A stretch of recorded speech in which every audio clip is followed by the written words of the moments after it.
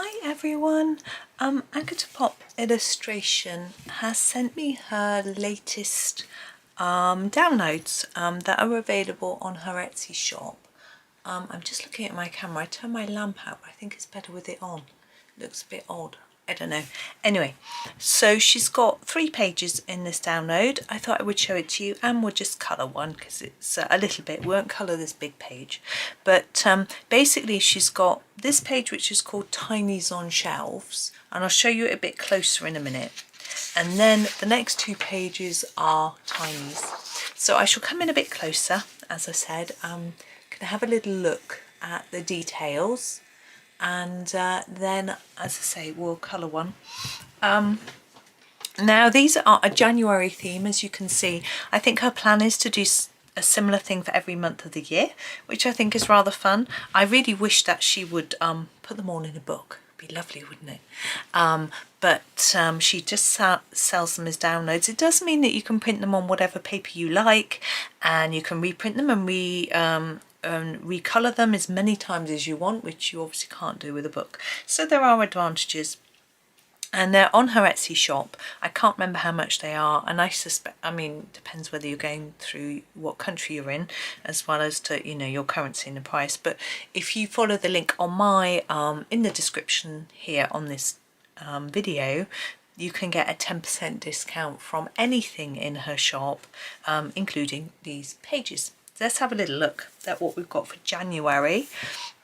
So she said she wasn't sure what to include, whether we were a bit sick of doing wintry things or what, but I think she's done a really good mix. So we've got some sort of wintry trees here going on, and even the A here looks like a tree.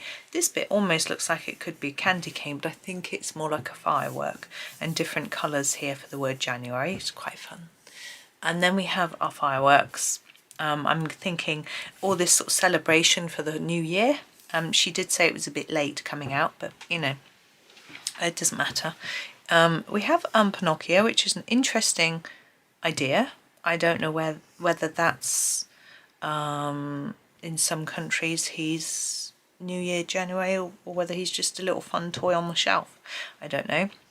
A little locked box. And then we have our clock, which is 5 to 12, which is obviously more of the sort of New Year thing. But as we go up, we get more wintry. So we've got our pile of scarves and a little hat, a cute cat. She draws her cats beautifully. Goals for the year, you know, that sort of thing we're always planning, aren't we? You know, here's some nice art things. All of us like our art. And some books. So we've got a planner, which of course most people start a new planner, diary, journal, that sort of thing, if they do that sort of thing. And we've got some colouring books, always good. And we've sort of got, we're moving into a more cosy type thing. So we've got our sort of indoor activities. So we've got jigsaw puzzle, mini puzzles, biscuits. And we've got a teapot, lots of tea, which is a rather nice cosy warm tea. I feel like I could do with a cup now, it's a bit cold. We've got these sort of, I'm assuming lemons, because lemon tea, but I mean you could do it however you wish. Lovely cupcakes, little snow globe with a Christmas tree. We've gone back to a little winter theme with our skates, and it's almost like a little house garden, and we've got a bonsai with a snowman. Rather fun, aren't they? And then some boxes, so it's all rather sweet. And then on these pages we get more separate items. So we've got trees here, a snow globe. Obviously that could be a bit Christmassy, but it doesn't have to be. It's just snow, and a snowman. We've got some sort of celebratory bunting. I was going to say bumpkin. No. Bunting. I mean, these could be lights, or they could just be pom-poms. You could do them however you wish. We have some stars. Fireworks again. And then we have again celebrations with our champagne, balloons, a very fun little cupcake with some stars. And then we have our more snowy items here, and then more indoor theme with our reading. Then on our final page we have a jigsaw. Now this is quite interesting. You could draw on your own pattern or just do them coloured, you know, paints and palette, so sort of arty things. And knitting, crochet and socks. Now whether we're knitting the socks or whether they're just warm socks to wear, doesn't matter. It's an interesting and good idea, I think. And more tea, very big tea bag with a pretty flower. lovely cup of tea and a pot. And then we have a cute little bird, which you could do as any sort of winter bird. I sort of think robin, but you know, a nice cozy armchair and some honey, which is an interesting idea. I like the slogan, be happy. I think that's rather good. So what should we colour? Well, there's quite a lot on here. I did say to Agatha when she sent me this page that there was some I'd love to colour right away. And there are actually quite a lot I'd like to colour right away. But what I'm going to do, I think, is the bunting. Just because I can use lots of colours and it looks quite fun. And yeah, why not? So I'm going to come in even closer if I can. There we go. I want to make these look like pom-poms rather than circles, so that's going to be a little bit different for you, and then we'll do the others in some different ways. So a pom-pom, well, I'm going to choose a sort of colour scheme and then use a mix of colours. I'll show you. Let's just start. So I'm going to start, I've got my Polychromos, doesn't really matter what, excuse me, bit of a tickle there. It doesn't matter what you use, but I've got violet. I know these work on this paper. And I'm going to colour in everything just lightly with the violet and the string to start with. I'm looking at that thinking it's a light, but it's going to be a pom-pom now. Now this is a similar technique that I use when I'm colouring tinsel, bobbles on bobble hats, things like that, fluff, scarves, you know, the sort of tassels, things like that. So there is our base colour. Okay, I'm not going to change the cord, I'm just going to stay in that colour. So now we need a sharp pencil. I'm going purple violet, this is slightly darker. I'm going to roughly find the centre. I'm just going to do this. Now you need to overlap that black line. That's quite important. So if you were doing this on a page where you were doing a background, you'd want to do your background first. So I've got nothing underneath this so you can hear it tapping on my desk. I hope it's not too irritating. I quite like it, but it might not be the most pleasurable sound for everyone. I was actually just had this weird advert on my on Facebook for some sort of special type of earplugs which are supposed to help people. I'm using the manganese violet who can't cope with certain sounds. And there's a medical condition, manganese violet. Oh, let's put it in shot. That helps, doesn't it? Where people find it really difficult to cope with certain sounds.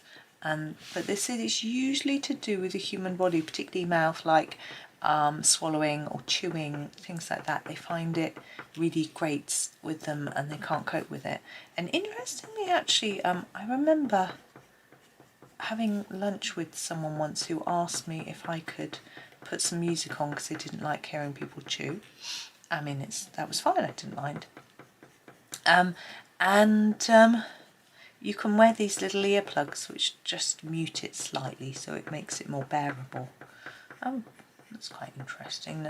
I do find that I can be quite sensitive to sound, not that sort of sound, just loud sound. This is mauve. I find that if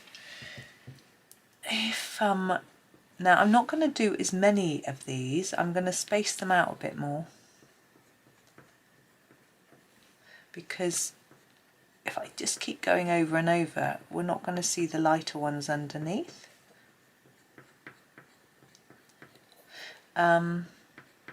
Yeah, so I do find I can be sensitive to loud noises, but not specific, you know. My husband's got a film on, it's loud and blaring.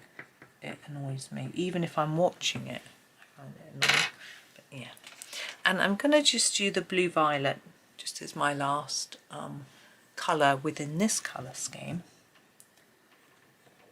And again, spreading these out a bit. Obviously, ideally, I wouldn't want to go on top of the mauve, but I can't really see it that well, so I'm just hoping.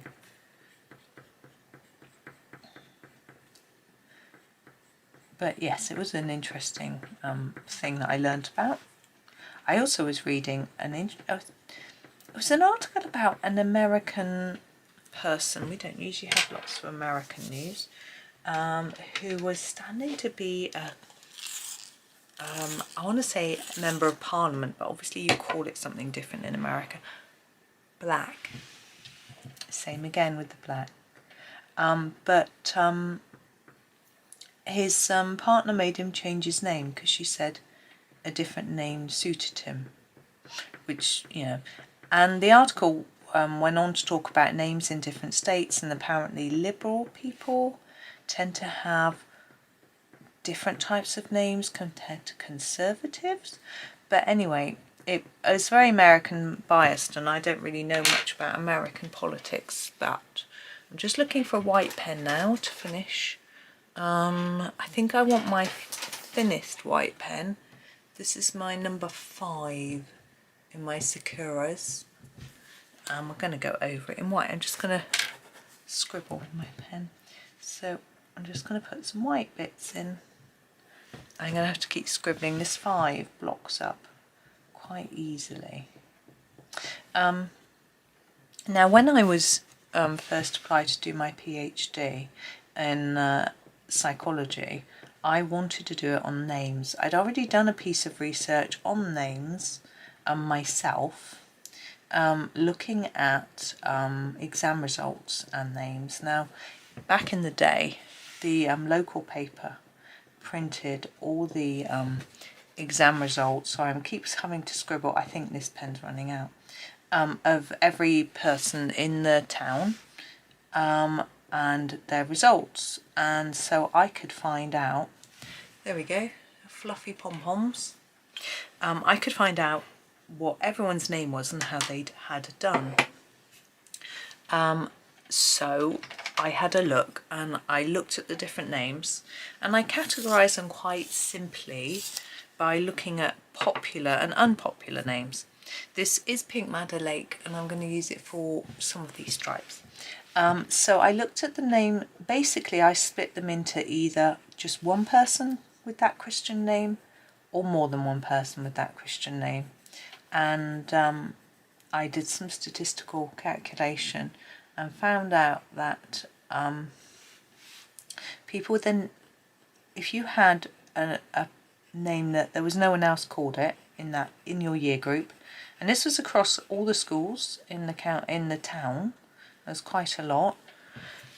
So if you had a name that no one else had, you were more likely to either do extremely well or extremely badly.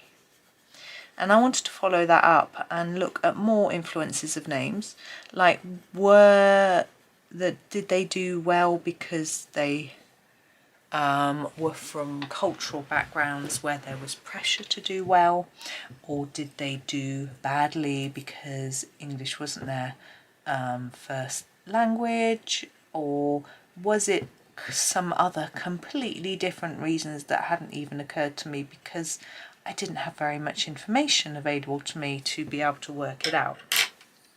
So I found it all extremely interesting.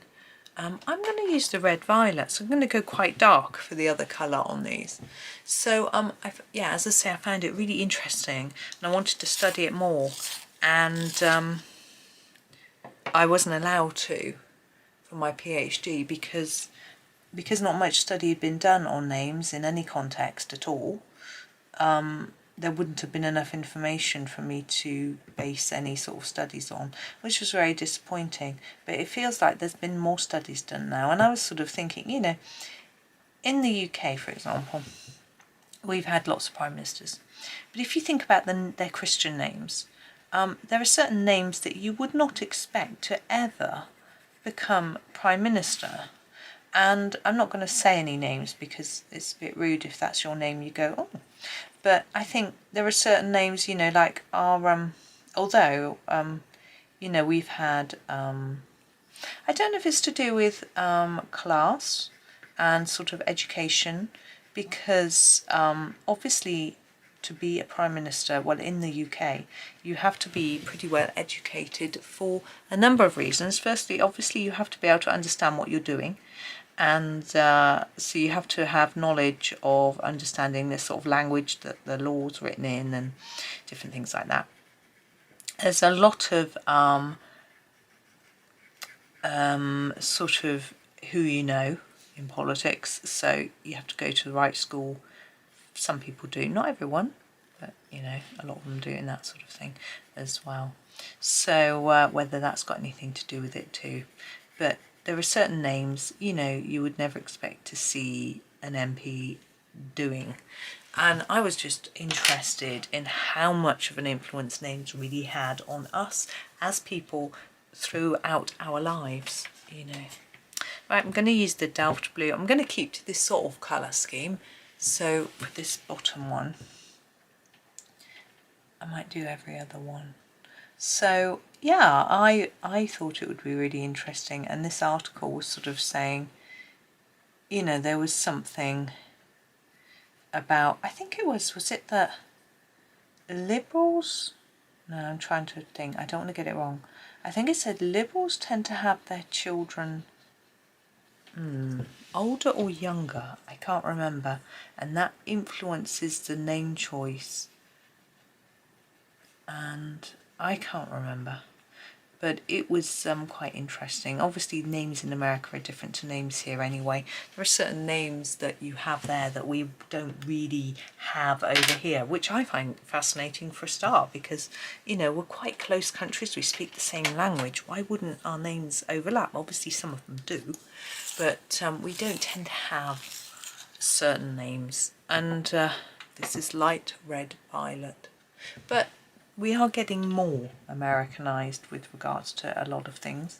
Some people dislike it, some people like it. I mean, it's just a very personal thing, isn't it? For me, I feel like we should be coming closer as a world. We've got no excuse not to get to know everybody from wherever they live and all learn from each other. You know, we have a lot of differences between different nations, cultures, countries, etc. But there are good and bad from all, I should imagine. Not knowing all of them, obviously I can't say for sure, and I think we can all learn from each other, and so opening the world up for you know, for us to explore and learn from can only surely be a good thing, as long as we take the right things from it. And I do sometimes feel that I should have travelled more with my children.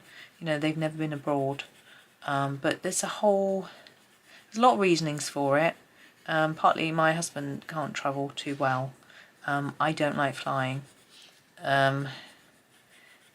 There's obviously the expense of it all, which we could have managed, but we chose to do other things with our money, like pay off our mortgage. And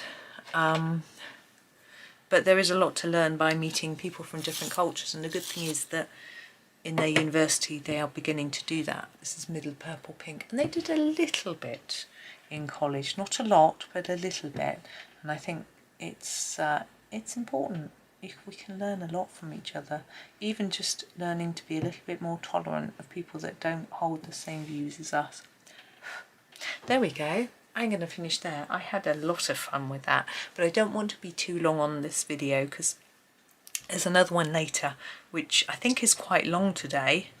I think it is. So anyway, but there we go. I had lots of fun. I'm going to do a few more from this page at some point, but that was good. I enjoyed that. So thank you for watching. As I said before, anything of Agatha's is available with a 10% discount using the code on my website. She also actually has some free downloads on her website if you want to try a few of hers before you buy. I know there are a few Christmas ones, but there are other ones as well. I can't remember what they are, but if you follow the link to her Etsy shop that's on my actually, if you Google her, I think you can find her website, but I'm pretty sure there's a link from her Etsy shop to her website. But anyway, and there we go. Yes, so thank you so much for watching, and thank you to Agatha for the lovely download. I hope you have a super day, and happy colouring.